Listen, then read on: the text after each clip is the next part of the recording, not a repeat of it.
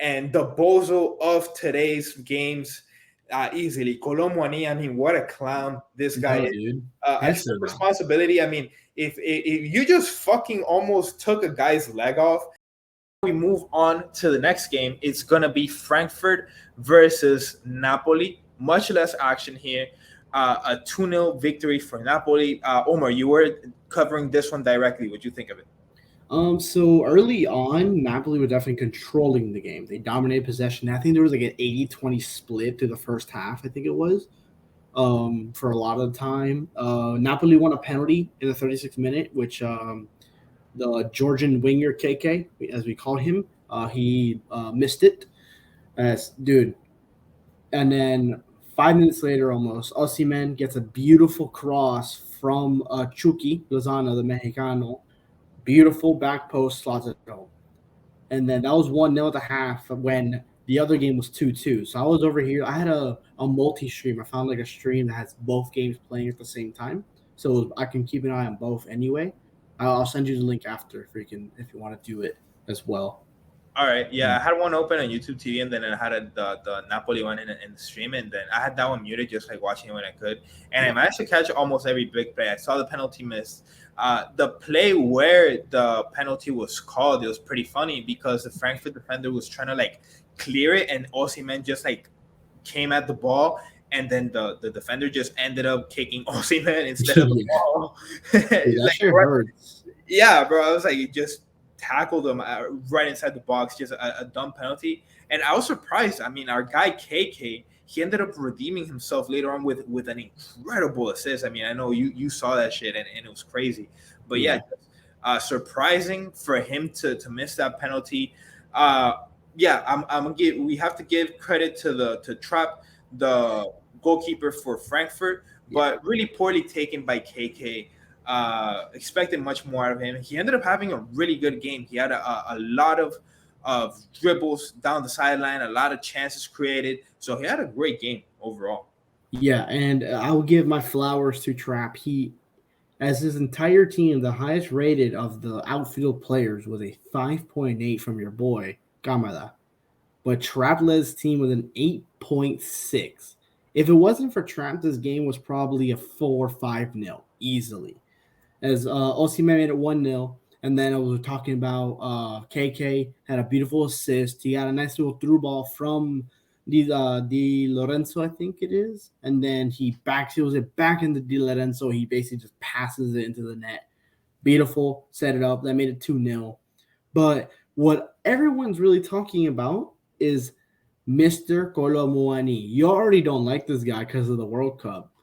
Pero so he loses the ball, the ball gets away from him, and he's trying to go get it. But Zambo and Gisa is kind of coming to get it, and he's like slide tackling into the ball. But Moni misses the ball, kind of oversteps, and just completely steps on his ankle. But then he falls to the ground, like faking an injury. And if you look at the replays, the only injury that should be out there is Zambo and Gisa getting absolutely cleated in the ankle. So it was pretty funny to see. I mean, yeah, I saw that. What a horrible challenge.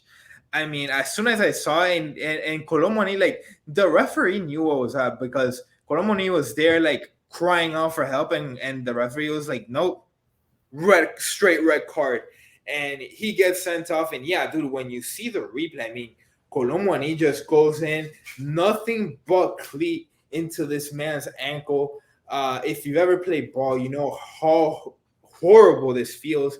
And you know, whenever I played we got lucky that like it was rare when we played with metal cleats, but now in these pros, they're always playing with the metal cleats, and just getting that shit punctured into your ankle, I mean, holy shit.